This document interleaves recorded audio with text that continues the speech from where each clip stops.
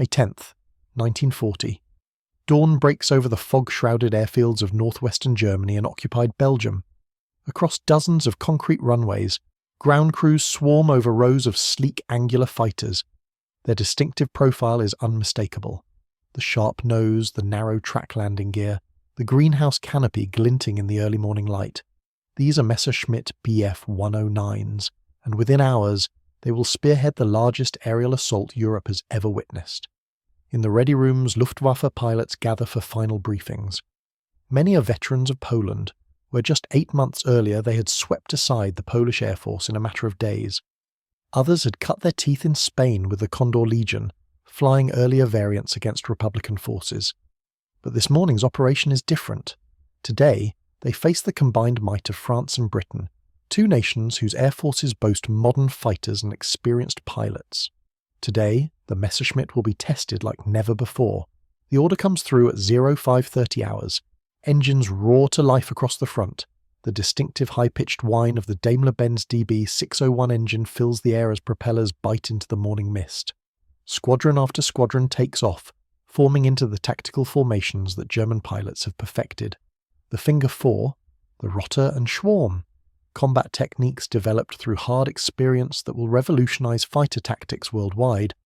By 0700 hours, 3,500 German aircraft are airborne. Among them, nearly 1,000 Bf 109 Emils, as the pilots call the E-series variants. They climb toward the rising sun, their fuel-injected engines pulling them effortlessly to altitude. Below, the fields and forests of the Low Countries await. And beyond, France, whose armies have spent 8 months preparing for this moment during the strange twilight period the world would call the phony war. But there was nothing phony about what was coming. The Messerschmitt Bf 109 that dominated European skies in 1940 was the culmination of a design philosophy that had begun 6 years earlier. In 1934, when Germany was still officially forbidden from possessing an air force under the terms of the Treaty of Versailles, the Reichsluftfahrtministerium, the Reich Aviation Ministry, quietly issued specifications for a modern fighter aircraft. The requirement was straightforward but demanding. A single-seat monoplane fighter capable of exceptional speed, climb rate, and maneuverability. Willy Messerschmitt, a brilliant but controversial engineer who had nearly bankrupted his company building transport aircraft, saw an opportunity. His design philosophy was radical for its time. Build the lightest possible airframe around the most powerful engine available. Everything else was secondary. The result was an aircraft that aviation historians would later recognize as one of the first true modern fighters. The prototype, the Bf 109 V1, first flew in May 1935. It was unlike anything flying at the time. An all-metal monocoque construction, a fully enclosed cockpit, retractable landing gear, automatic leading-edge slats. These were features that marked a quantum leap in fighter design. While other nations were still fielding biplane fighters with open cockpits and fixed landing gear, Messerschmitt had created a thoroughbred. But the early variants revealed problems. The first production models, the A and B series, were powered by the Junkers Jumo 210 engine, which produced only about 700 horsepower. Adequate, but not exceptional. The breakthrough came with the Daimler-Benz DB 601, a liquid-cooled inverted V12 engine that would become legendary. The DB 601 was a masterpiece of German engineering. With direct fuel injection, it produced 1,100 horsepower from its 34-litre displacement. But the real innovation was that fuel injection system. Unlike the float carburetors used in British and American engines, the DB 601's injection system metered fuel directly into each cylinder under pressure. This meant the engine would run perfectly under negative G-forces. A Bf 109 pilot could push the stick forward and dive away without the engine cutting out. British pilots flying Hurricanes and Spitfires would discover this advantage the hard way. Their Merlin engines would starve for fuel in negative G, forcing them to roll inverted before diving, precious seconds that could mean life or death. The marriage of the DB 601 to the Bf 109 airframe created the E-series, the Emil. The first E-models appeared in late 1938, just in time for final testing before the planned invasion of Poland. The transformation was immediate. Where earlier 109s had struggled to exceed 400 km per hour, the Bf 109 E3 could reach 478 km per hour at sea level, nearly 300 miles per hour. At altitude, where the supercharger could maintain sea-level pressure in the cylinders, performance was even more impressive. The Emil that German pilots flew in May 1940 came in several variants. The E1, armed with four 7.92mm MG-17 machine guns, was the baseline. Two guns mounted above the engine cowling, synchronized to fire through the propeller arc, and two more in the wings. The E3, which formed the bulk of the fighter force, replaced the wing-mounted machine guns with 20mm MG-FF cannons. Each cannon held 60 rounds in a drum magazine. Not much, but each high-explosive shell packed devastating punch. The E4, which began reaching frontline units just as the Battle of France opened, featured the improved MG-FFM cannon. This variant could fire the revolutionary Menengeschoss round, the mine shell, unlike conventional cannon shells with thick walls. The Menengeschoss had thin walls and a much larger explosive charge. When these rounds hit an aircraft, they didn't just punch holes, they detonated with enough force to tear away entire sections of structure. But armament was only part of the equation. The Bf 109's real advantage lay in its overall performance envelope. With a wing loading higher than most contemporary fighters, it excelled at high-speed flight. In a dive, few aircraft could match it. The 109 could reach speeds approaching 700 km per hour in a vertical dive, faster than most fighters of 1940 could achieve in level flight. This speed was both a weapon and an escape mechanism. Attacked from above, a 109 pilot could simply point the nose down and disappear. The climb rate was equally impressive. At sea level, the E3 could climb at nearly 3,000 feet per minute.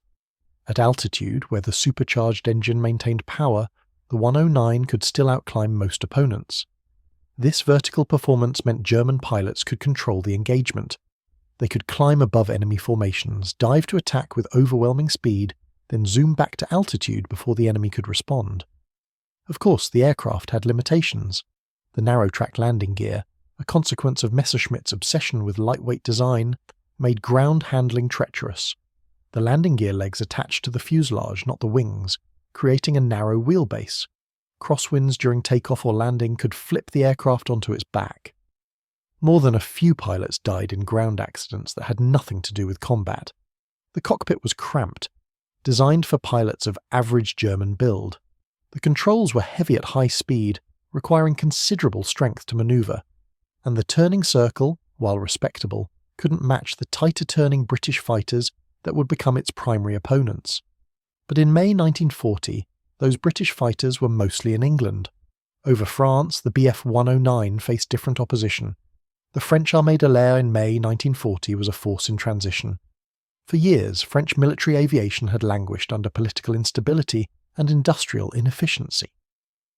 While Germany had been secretly rebuilding its air force throughout the 1930s, France had argued about aircraft specifications and watched its aviation industry stagnate. The result was an air force equipped primarily with obsolescent aircraft facing a German onslaught with the most modern fighters in Europe. The most numerous French fighter was the Morane-Saulnier MS-406. Over 1,000 had been built, and on paper it represented France's first modern monoplane fighter. Enclosed cockpit, retractable landing gear, all-metal construction. But the similarities to the Bf 109 ended there. The 406 was powered by a Hispano-Suiza 12Y engine, producing only 860 horsepower. Maximum speed was just 303 miles per hour, a full 40 miles per hour slower than the Emil. Worse, the 406 struggled to catch German bombers, let alone compete with German fighters. French pilots quickly discovered their aircraft's limitations. The 406 was sturdy and maneuverable, but it was outclassed in speed, climb rate, and firepower. Its armament consisted of one hub-mounted 20mm cannon, which frequently jammed, and two wing-mounted machine guns. When the MS-406 engaged Bf 109s, the results were predictable. German fighters could choose when to engage and when to break off. French pilots couldn't. The WWII D520 represented France's attempt to match German fighter performance. It had only begun reaching frontline units in April 1940, just weeks before the invasion. Powered by the same Hispano-Suiza 12Y engine as the 406 but with improved aerodynamics, the D520 could reach 440 km per hour, nearly matching the Emil's speed. It carried a hub-mounted 20mm cannon and four wing-mounted machine guns. In mock combat tests against a captured Bf 109E, French pilots found the D-520 to be more manoeuvrable and superior in dives, but there weren't enough of them. When the German invasion began, only 33 D-520s had reached frontline squadrons. Most French pilots never had a chance to properly train on the type before finding themselves in combat. Throughout May and June, more D-520s would reach operational units, but the window of opportunity was closing fast. By the time France had several hundred D-520s operational, the battle was already lost. The other French fighters were even less capable. The Bloch MB 152, another modern design, suffered from engine problems and poor handling. The Curtiss Hawk 75, an American import, was sturdy and reliable but slower than German fighters. Only the skill and courage of French pilots kept these obsolescent machines competitive, but skill and courage weren't enough against overwhelming numbers and superior technology. The Battle of France opened with devastating efficiency. At 05:35 hours on May 10th, German bombers struck airfields across Holland, Belgium and northern France. The goal was simple: destroy Allied air power on the ground before it could interfere with the ground offensive.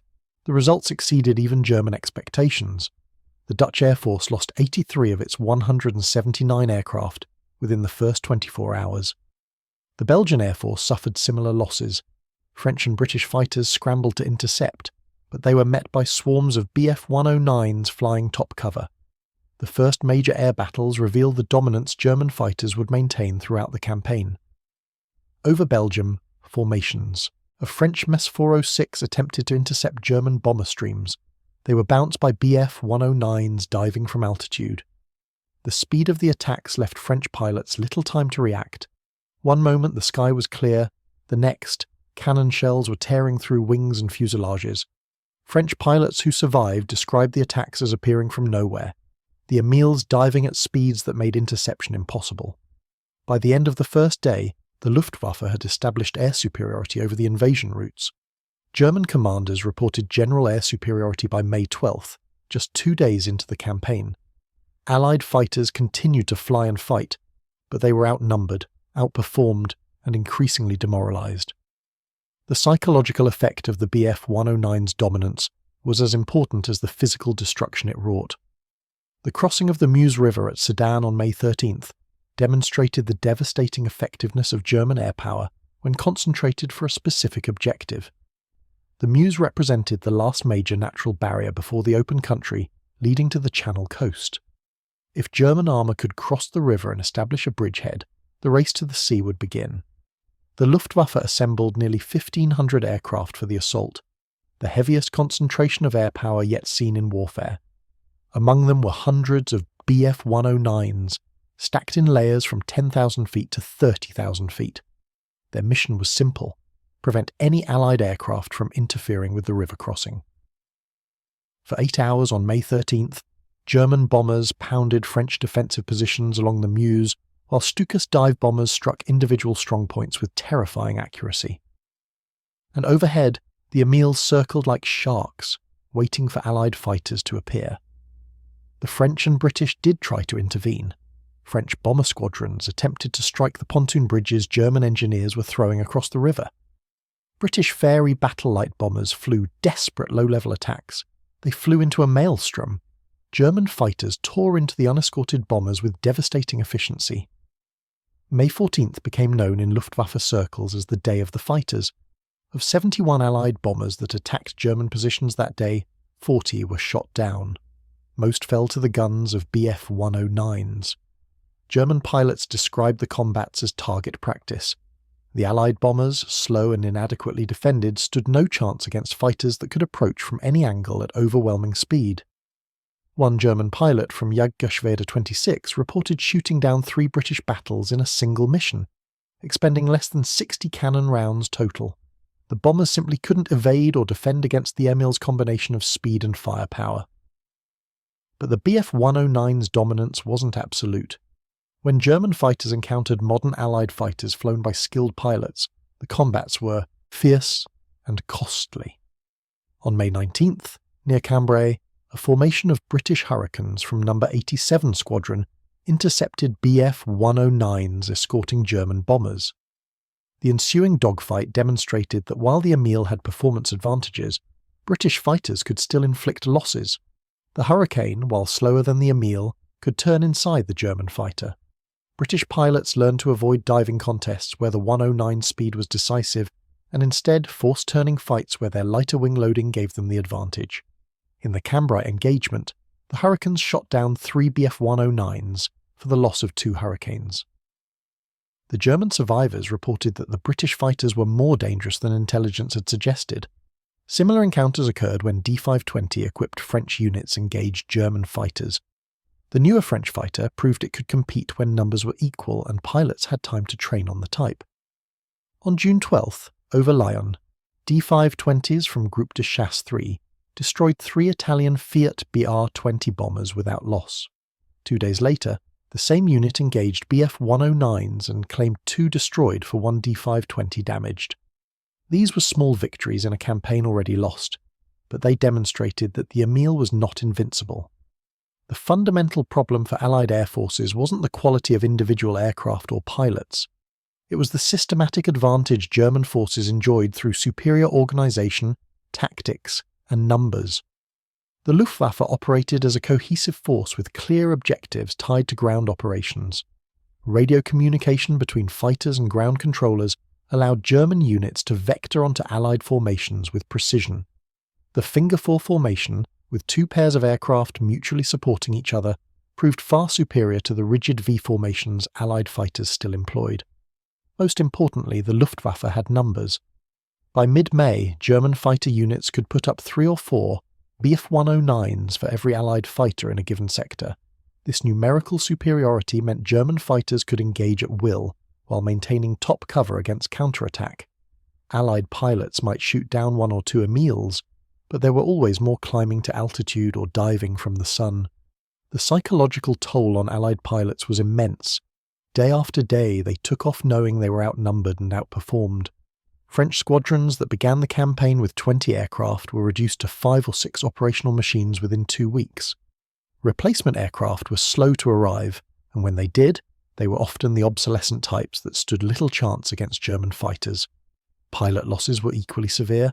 France lost experienced pilots it had no way to replace, while Germany, with its extensive training pipeline, could make good most losses.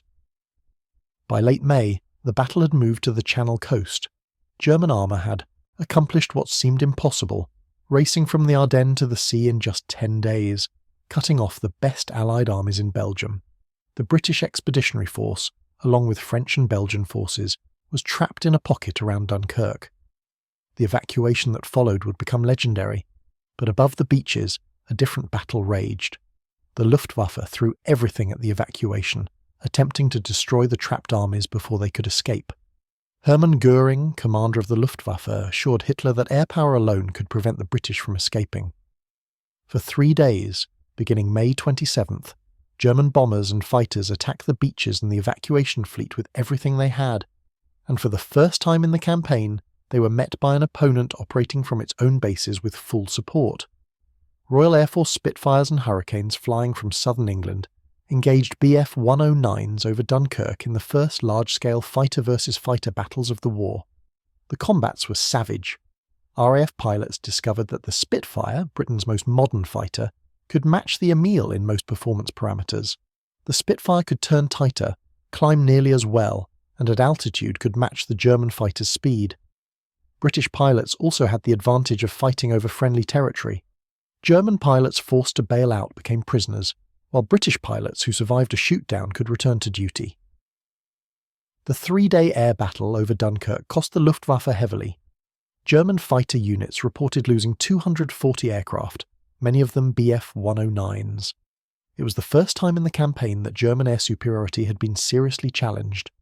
German fighter commander Werner Mölders, already an ace with multiple victories, reported that RAF fighters were far more dangerous than French or Belgian types.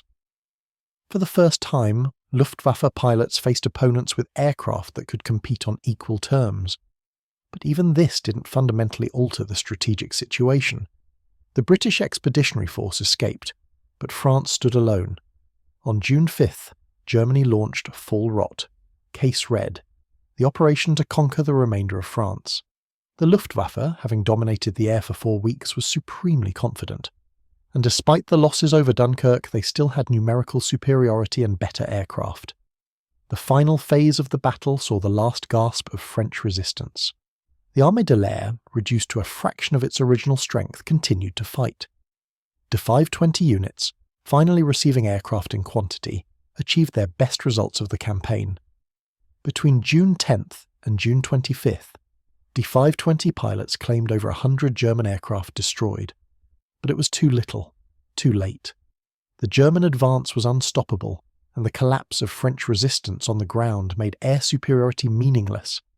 The final statistics of the air war over France told a story of overwhelming German dominance. The Luftwaffe lost approximately 1,428 aircraft destroyed during the campaign, with another 488 damaged. French and British losses were even higher, approximately 1,250 aircraft destroyed or captured. But the critical difference lay in what happened after. Germany could replace its losses from factories producing hundreds of aircraft per month. France, its aviation industry disrupted and soon to be occupied, could replace nothing. For the Bf 109, the Battle of France was a vindication. The aircraft had proven itself against every opponent it faced. It had dominated obsolescent French fighters, competed effectively with modern types like the D520, and even held its own against the Spitfire. German pilots had racked up impressive victory totals. Werner Mulders ended the campaign with 25 victories, making him one of the top-scoring aces in the world. Dozens of other German pilots became aces during the campaign, their skills honed against desperate but outmatched opponents. But the Emil's greatest test lay ahead.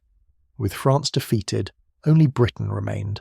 And unlike France, Britain would fight from its own island, with the advantage of interior lines and fighter bases just minutes from the combat zone. The Bf 109E had dominated the skies over France through a combination of superior performance, numerical advantage, and better tactics. Over Britain, it would face an opponent with modern fighters, experienced pilots, and the advantage of radar direction finding. The Battle of Britain would test whether the Emil's advantages could overcome British determination and the narrow margin of the English Channel.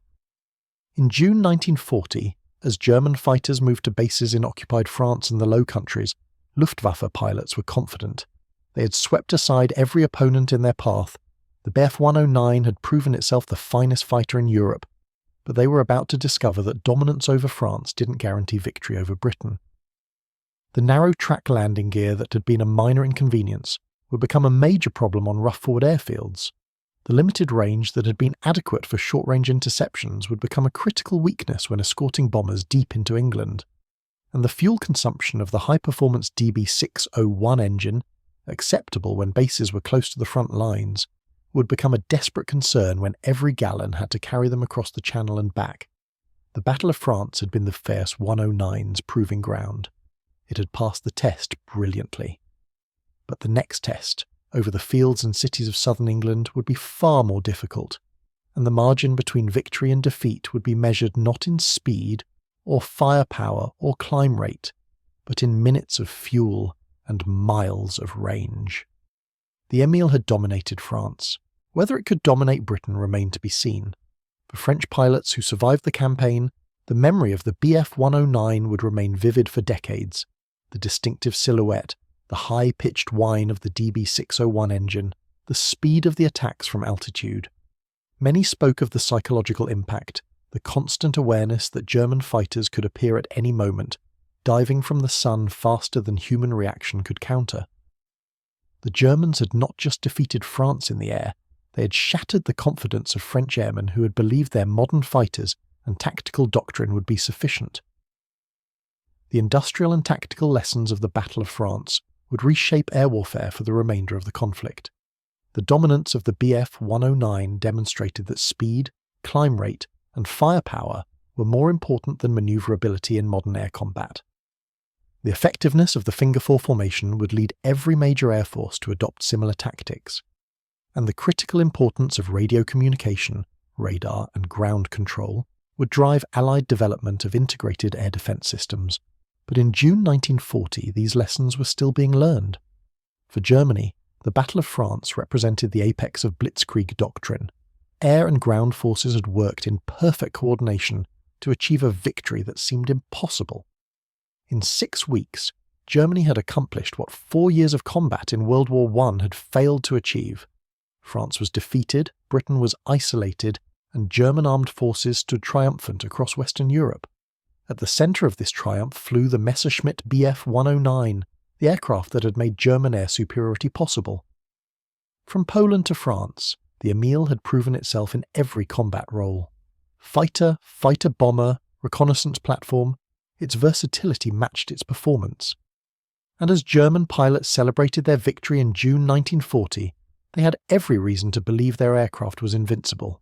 The reality, as they would discover over the skies of Britain in the coming months, was more complex. The Bf 109 was an exceptional aircraft, perhaps the finest fighter of 1940, but it was not invincible, and the margin between dominance and defeat, between victory and disaster, was narrower than German confidence suggested. The Battle of France had been won. The Battle of Britain would tell a different story, but that is a story for another day. For now, in June 1940, the Messerschmitt Bf 109 stood supreme. It had swept the skies clear of opposition, it had enabled Germany's greatest military victory, and it had established itself as the standard by which all other fighters would be measured. The Emil had dominated the skies over Europe, and for a brief moment in the summer of 1940, it seemed that nothing could challenge German air power. The thunder of the DB601 engine, the distinctive silhouette against the sky, the devastating firepower. These had become the signature of German air superiority, and they would remain so, even as the tide of war began to turn against the Reich that had created them. The lessons learned over France would be tested immediately. As German units moved into newly captured airfields across northern France and Belgium, ground crews discovered problems that had been minor inconveniences during the rapid advance now became serious operational challenges. The Bf 109's narrow landing gear, designed to minimise weight and drag, proved treacherous on the hastily prepared forward airfields. Aircraft nosed over during landing, collapsed gear on rough surfaces, and ground looped in crosswinds with alarming frequency. Jagdgeschwader 52 lost more aircraft to landing accidents in the first 2 weeks of July than they had lost to enemy action during the entire French campaign. The engine, that magnificent DB601 that had given German pilots such overwhelming advantages, required constant maintenance. The direct fuel injection system, while revolutionary, was temperamental. Injector nozzles clogged, fuel pumps failed, and the complex plumbing required skilled mechanics and adequate spare parts. In the rapid advance through France, supply lines had sometimes stretched dangerously thin, but the campaign had been so short that makeshift repairs sufficed. Now, preparing for sustained operations against Britain, maintenance crews discovered that many aircraft needed complete engine overhauls. The DB609 engine was rated for just 100 hours between major maintenance. With multiple sorties per day, that meant engines needed a replacement every few weeks. Major Adolf Galland, commanding 3rd Group of Jagdgeschwader 26, reported to his superiors in early July that his unit could maintain only about 60% serviceability, despite having adequate numbers of aircraft. The problem wasn't combat damage, it was the cumulative effect of hard flying on complex machinery. Propeller governors failed, coolant leaks developed, supercharger bearings wore out. Each problem grounded an aircraft until mechanics could effect repairs, and spare parts were often slow to arrive at forward bases, but these were merely operational difficulties.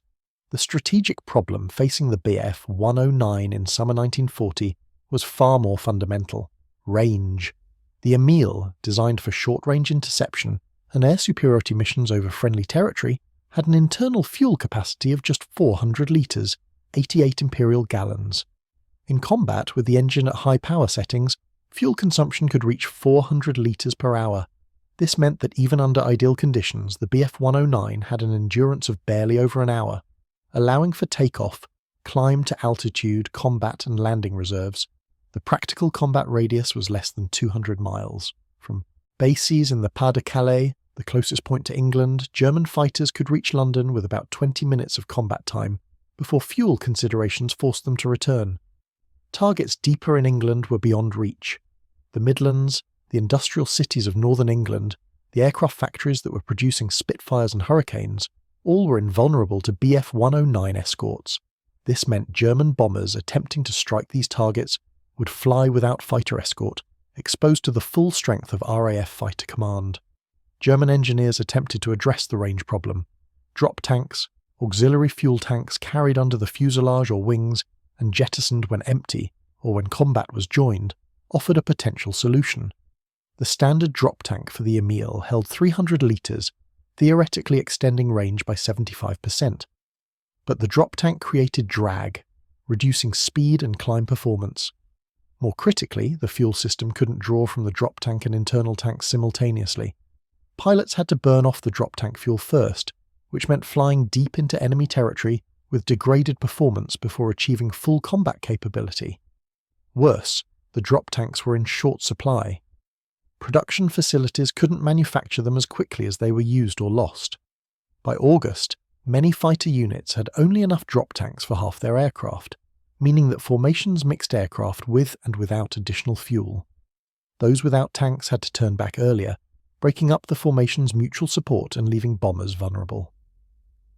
The range limitation intersected with another critical weakness that had been masked during the Battle of France: the Bf 109's radio. German fighters were equipped with the Fuji 7 radio, which provided voice communication between aircraft and with ground controllers. In theory, this should have given German fighters a decisive advantage in coordination and control. In practice, the Fuji 7 was notoriously unreliable. The transmitter, mounted behind the pilot's seat, was sensitive to vibration and prone to failure. The receiver, built into the aircraft's structure, picked up ignition interference from the engine, creating a constant crackling that made communication difficult. Over France, where battles were fought over friendly or newly captured territory, radio failures were an annoyance. Ground controllers could still direct formations to target areas, and pilots could navigate by landmarks. Over England, with the channel separating German fighters from their bases and British fighters directed by radar to intercept points, communication failures could be fatal. Pilots who became separated from their formations and whose radios failed had no way to call for help, no way to receive vectors home, no way to know if the weather had closed in over their bases. More than a few German pilots who survived being shot down reported that radio failure had been a contributing factor in their loss. The tactical situation German fighters faced over Britain was fundamentally different from France. During the Battle of France, German fighters had operated in an offensive environment, where they controlled the tempo of operations. They could choose when and where to attack, could break off when low on fuel or ammunition, and always had friendly territory beneath them if forced to land. Over Britain, these advantages disappeared. RAF Fighter Command, directed by radar and ground controllers, could position squadrons to intercept German formations before they reached their targets. British fighters, operating from bases just minutes from the combat zone, could engage, break off to refuel and rearm, and return to battle while German fighters were still over England on their single sortie. The tactical implications were profound. German bomber formations required close escort to survive against RAF fighters, but close escort meant the Bf 109s had to fly at the bombers' speed and altitude, sacrificing the speed and altitude advantages that had made them so dominant over France. British fighters could then engage on more equal terms, and the Emil's performance advantages diminished. If German fighters climbed to higher altitude to maintain tactical advantage, they risked losing contact with the bombers they were supposed to protect, and RAF fighters would slip through to attack the bombers unmolested. Major Werner Mulders, by now Germany's highest-scoring ace with over 40 victories, understood the problem immediately. In a July conference with Luftwaffe High Command, he argued that fighters should be freed from close escort duties to conduct offensive sweeps, forcing RAF fighters to engage on German terms. But bomber commanders, who had seen what happened when their formations flew without escort, demanded that fighters stay close. The resulting compromise satisfied no one. Fighters were tied to bomber formations but allowed to weave above and ahead, attempting to maintain some altitude advantage while remaining close enough to intervene if RAF fighters attacked. This compromise doctrine was tested on August 13, 1940, Adlertag, Eagle Day, the opening of the air offensive intended to destroy RAF Fighter Command as a prelude to invasion. Nearly 1,500 Luftwaffe aircraft sortied against targets across southern England. Among them, Several hundred Bf 109s flew escort for bomber formations while others conducted fighter sweeps, attempting to draw RAF fighters into combat. The results were sobering. RAF fighters, directed by radar to intercept points, engaged German formations throughout the day. The Bf 109s destroyed or damaged numerous Spitfires and Hurricanes, but British pilots discovered that the German fighters, constrained by escort duties and fuel limitations, were vulnerable. Spitfire squadrons stationed at high altitude could dive on German formations, attack and zoom back to altitude before escort fighters could respond. Hurricane squadrons, deliberately stationed lower, went after the bombers while Spitfires engaged the escorts. By day's end, the Luftwaffe had lost 47 aircraft, including 13 Bf 109s. RAF Fighter Command lost 13 fighters, but critically, most of the British pilots survived to fly again. The exchange rate was far less favourable than Germany had experienced over France. More concerning for German commanders, RAF Fighter Command showed no signs of collapse. British fighters continued to appear in strength throughout the day, suggesting that German intelligence estimates of RAF strength were dangerously optimistic. The following days saw the pattern repeat. German formations crossed the Channel, RAF fighters intercepted, combat ensued, both sides took losses. But the British were fighting over their own territory. Pilots who bailed out could return to their squadrons within hours. German pilots who bailed out over England became prisoners. Aircraft that crashed in England were total losses, while damaged aircraft that made it back to France could often be repaired. The mathematical equation of attrition was working against Germany. For Bf 109 pilots, the strain was immense. Unlike France, where combat came in brief, intense encounters followed by days of rest, the Battle of Britain required multiple sorties per day. Pilots would take off before dawn, fly across the Channel, engage in combat, return to refuel and rearm, and repeat the process 3 or 4 times before dark. The physical exhaustion was compounded by mental stress. Every sortie meant crossing the Channel with barely adequate fuel, knowing that engine failure or combat damage might force a ditching in the cold waters.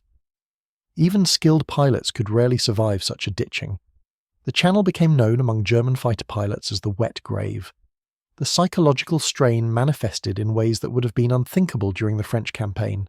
Experienced pilots began developing stress-related ailments. Some suffered what modern medicine would recognise as post-traumatic stress disorder. The Luftwaffe Medical Service, unprepared for such problems, had few resources to help.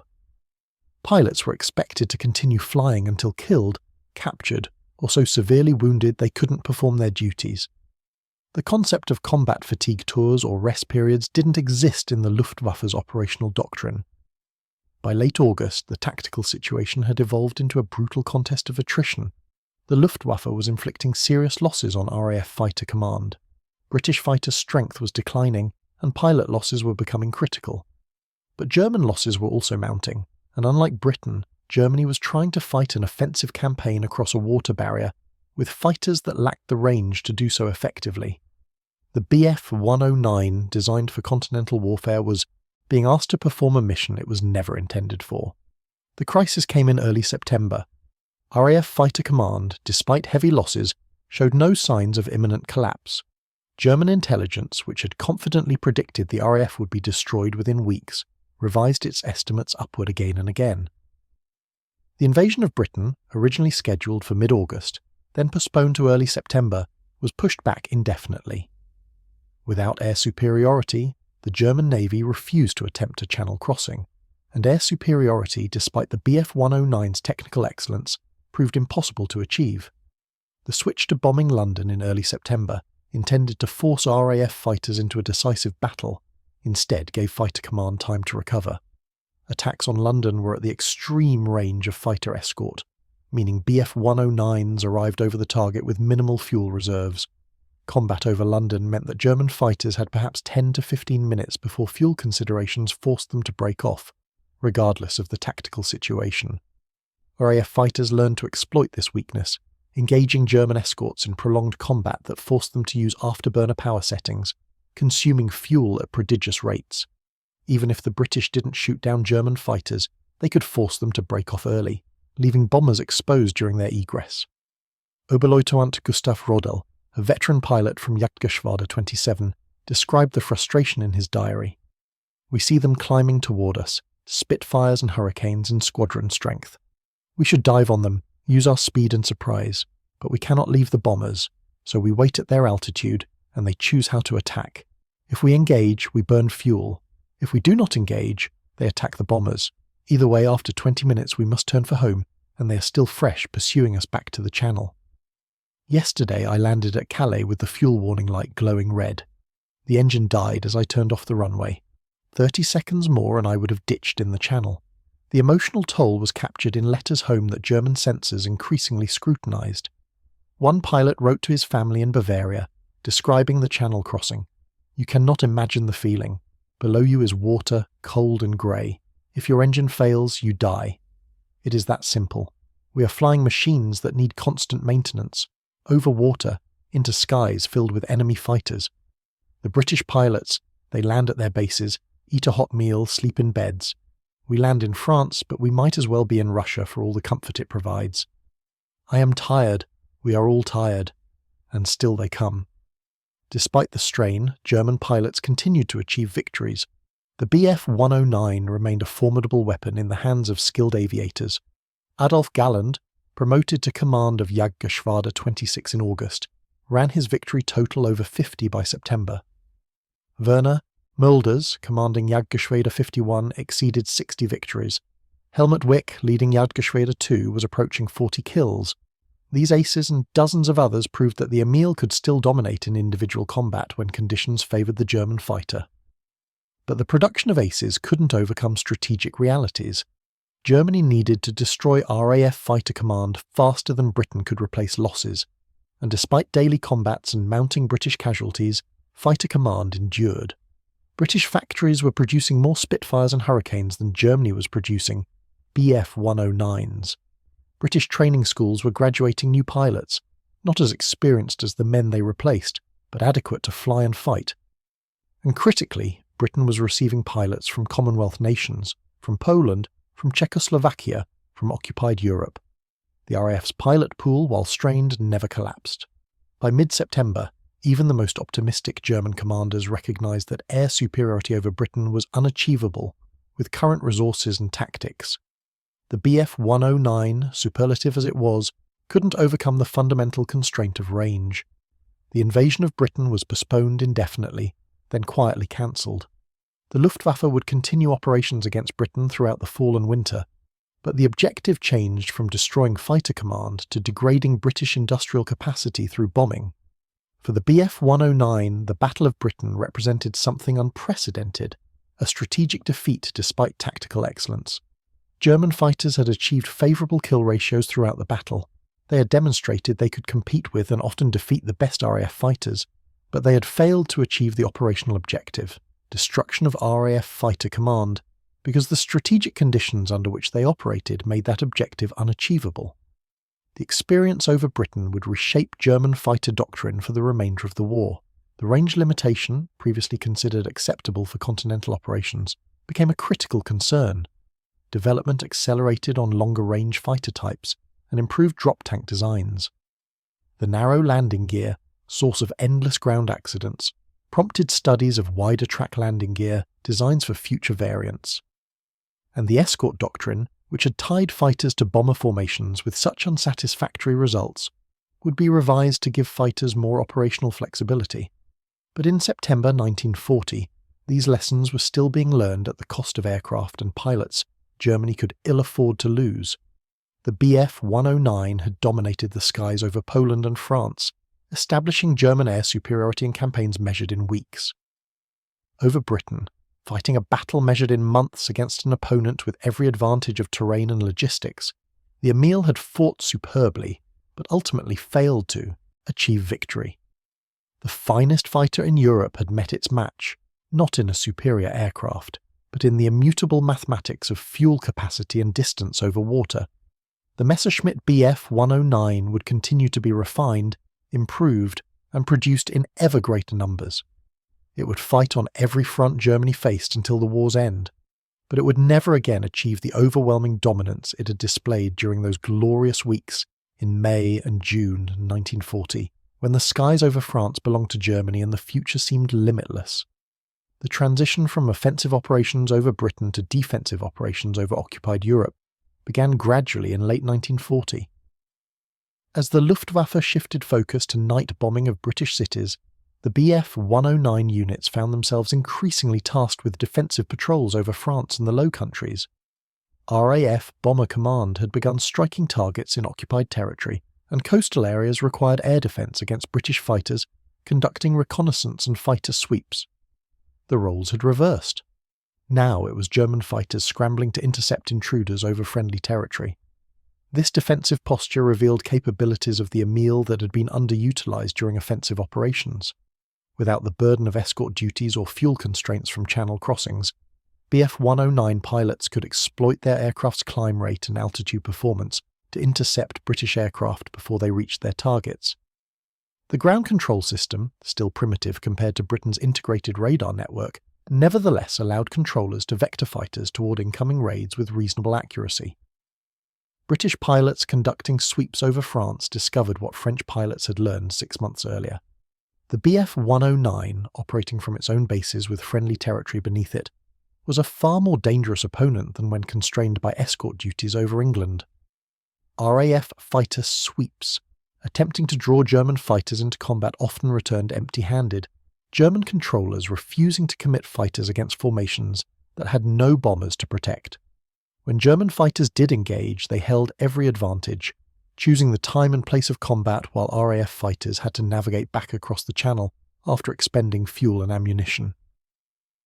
The winter of 1940-41 brought a temporary lull in large-scale air operations. Weather limited flying, and both sides used the respite to rebuild strength and refine tactics. For the Luftwaffe, this meant addressing the deficiencies revealed over Britain.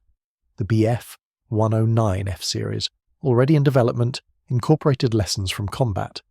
The wing was redesigned with a more efficient airfoil, reducing drag and improving high-altitude performance. The engine received modifications increasing reliability. The wingspan was actually reduced slightly, improving roll rate at the cost of some high-altitude capability. Most significantly, the armament was revised. The F-Series replaced the troublesome wing-mounted cannons with a single 20mm or 15mm cannon firing through the propeller hub, supplemented by 2 cowl-mounted machine guns. This centralized armament eliminated the convergence problems that had plagued earlier variants. All weapons fired along the aircraft's center line, simplifying aiming and ensuring that hits registered regardless of range. The trade-off was reduced weight of fire, but improved accuracy compensated. Pilots who transitioned to the F-Series reported that the cleaner wing and improved handling made the aircraft significantly more pleasant to fly, even if total firepower was reduced. But before the F-Series could reach operational units in significant numbers, the strategic situation transformed. On June 22, 1941, Germany invaded the Soviet Union. Operation Barbarossa, the largest military operation in history, involved over 3 million German troops advancing on a front stretching from the Baltic to the Black Sea. Supporting this enormous ground force were 3 Luftflotten, air fleets, with approximately 2,000 aircraft, including nearly 900 Bf 109s. The Eastern Front would prove to be the crucible in which the Bf 109's reputation was truly forged.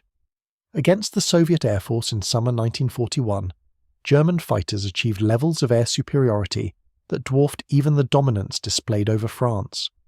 On the first day of the invasion alone, the Luftwaffe claimed over 1,200 Soviet aircraft destroyed, most on the ground. Within a week, Soviet air power in the border regions had been effectively annihilated. The reasons for this lopsided victory were multiple. Soviet fighters were largely obsolescent types, Polikarpov THM-16S and I-153s that dated to the mid-1930s. These aircraft were outclassed by the Bf 109E, let alone the newer F models arriving at frontline units. Soviet pilot training was inadequate, with many pilots having less than 50 hours of flight time.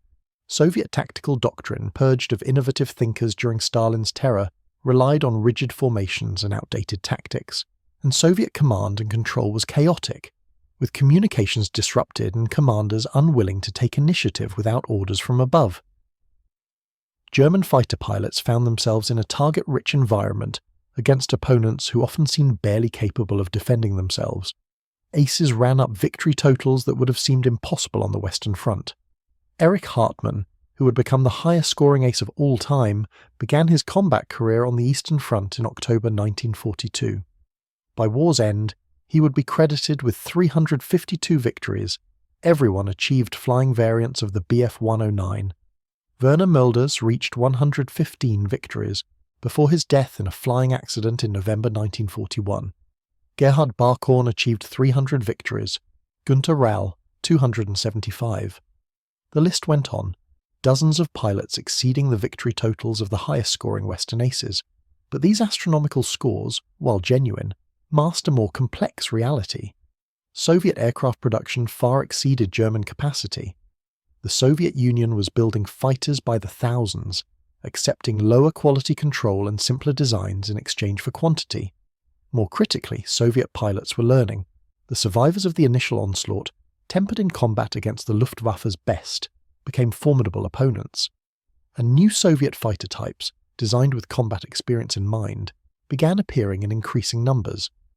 The Yakovlev Yak-1, Yak-7 and Yak-9 fighters proved capable of competing with Bf 109s when flown by skilled pilots. The Lavochkin La-5, powered by a massive radial engine, could outturn the Emil and later variants in horizontal combat. Most significantly, Soviet production meant that no matter how many aircraft German pilots shot down, there were always more.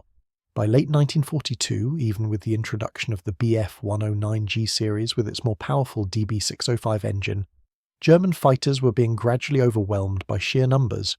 The Gustav, as the G series was known, represented the ultimate development of the basic 109 design.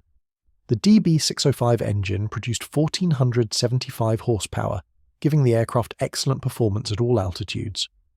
Armament was increased, with some variants carrying a 30mm cannon firing through the propeller hub, plus 2 or 4 machine guns. Speed exceeded 600 km per hour at altitude. Climb rate remained excellent. But the Gustav was also heavier than earlier variants, with corresponding degradation in handling and maneuverability. The progression from E through F to G mirrored the broader trajectory of German fighter development. Each new variant added power, performance, and firepower. Each also added weight and complexity. The nimble, lightweight fighter Willy Messerschmitt had designed in 1934 had evolved into a powerful but demanding machine that required considerable pilot skill to fly effectively. In the hands of experienced pilots, the Gustav was devastating. But Germany was losing experienced pilots faster than training schools could replace them, and the Gustav was less forgiving of pilot error than earlier variants. On the Western Front, the reappearance of Bf 109s in strength during 1942 brought renewed air battles over France and the Channel. RAF Fighter Command had grown stronger during the hiatus, with improved Spitfire variants and more experienced pilots. The arrival of American fighter units equipped with P-47 Thunderbolts in early 1943 added another dimension to the air war. The Yi clashes between Bf 109Gs and these Allied fighters showed that while the German fighter remained competitive, it no longer enjoyed the qualitative superiority it had possessed in 1940.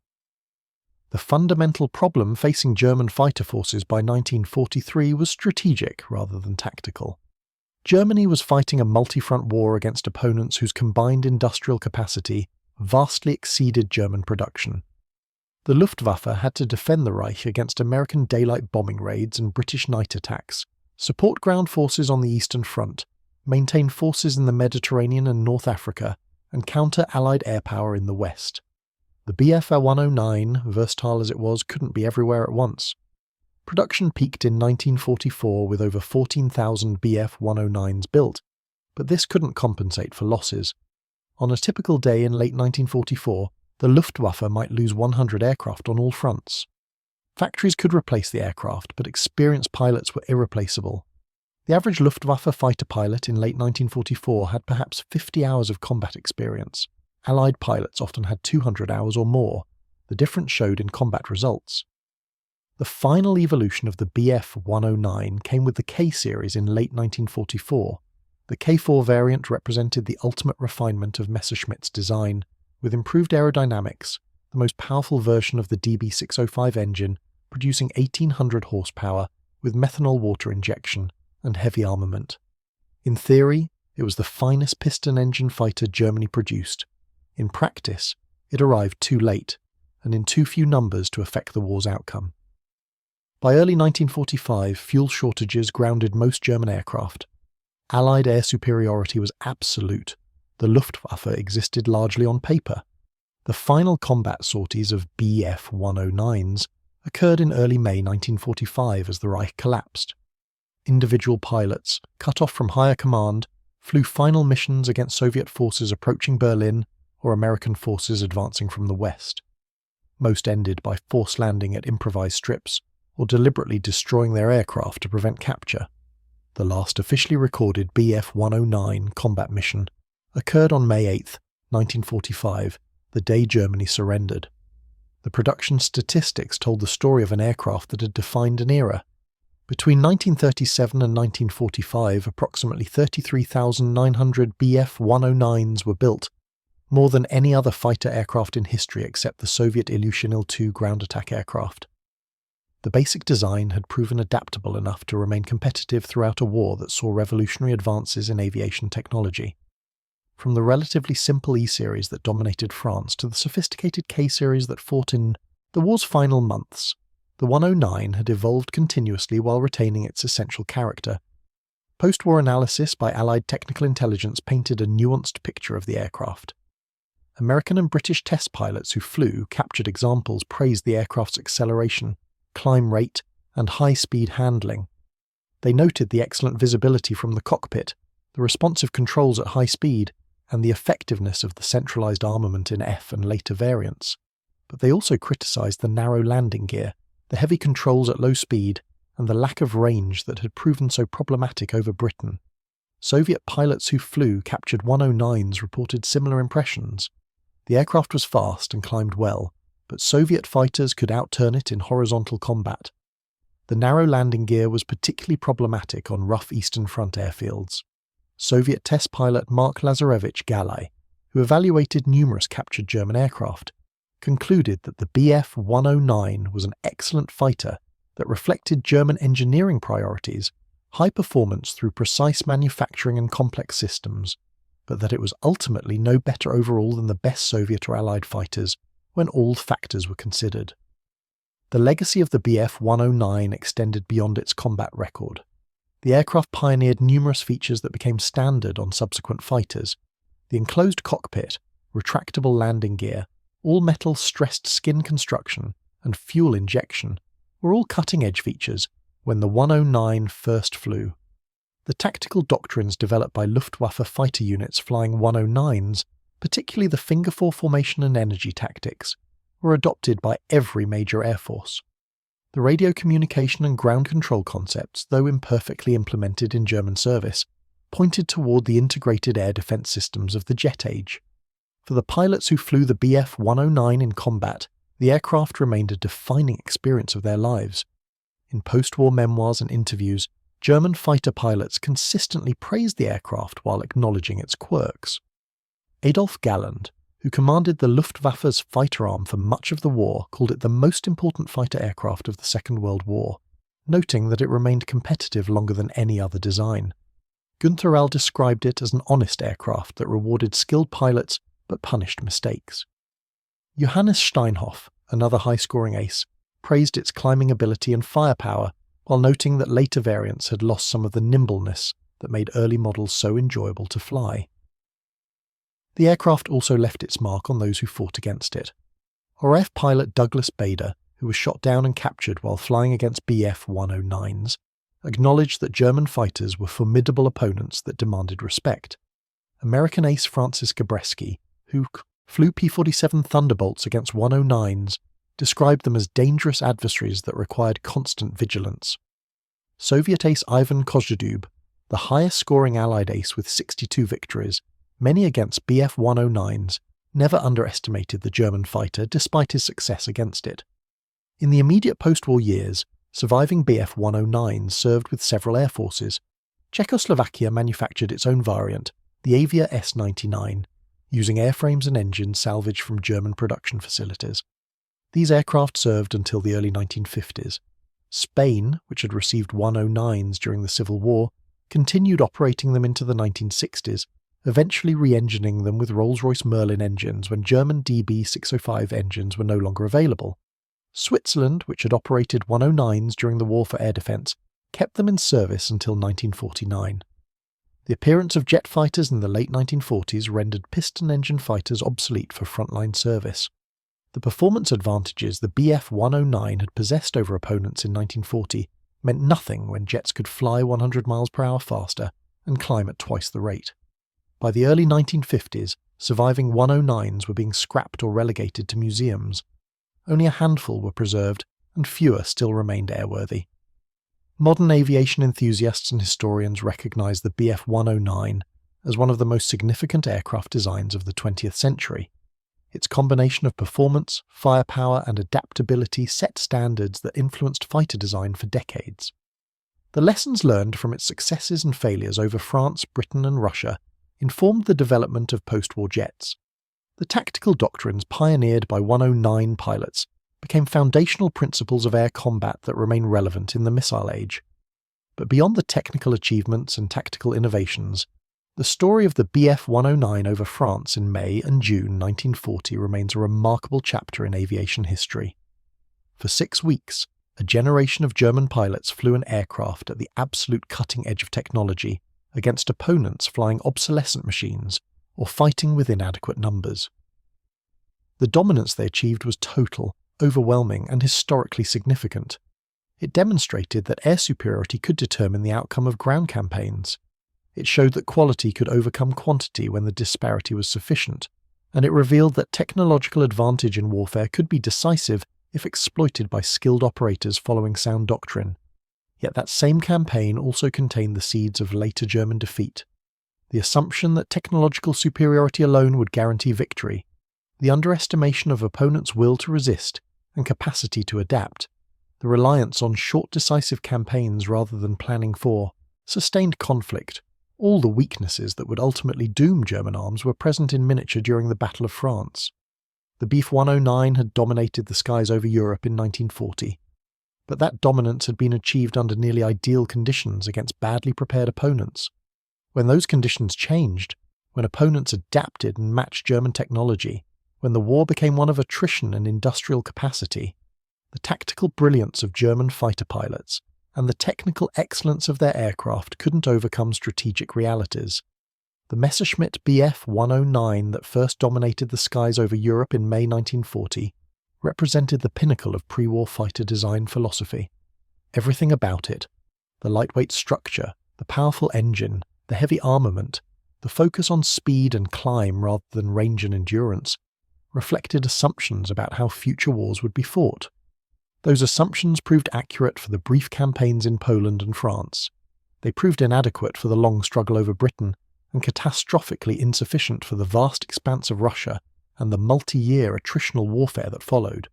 In the end, the Bf 109's greatest achievement and its ultimate limitation were the same thing. It was optimized for a specific type of warfare, short-range interception, and air superiority over land battles, and it performed that mission superbly. But warfare in the 1940s proved far more diverse and demanding than anyone anticipated in the mid-1930s when Willy Messerschmitt's revolutionary fighter first took shape on drawing boards. The aircraft that had seemed invincible over France proved mortal over Britain, stretched to its limits over Russia, and finally overwhelmed by the sheer weight of Allied industrial might. The echo of that high-pitched Daimler-Benz engine note, the distinctive profile against the sky, the speed of the attack dive, these became emblematic of German air power at its peak.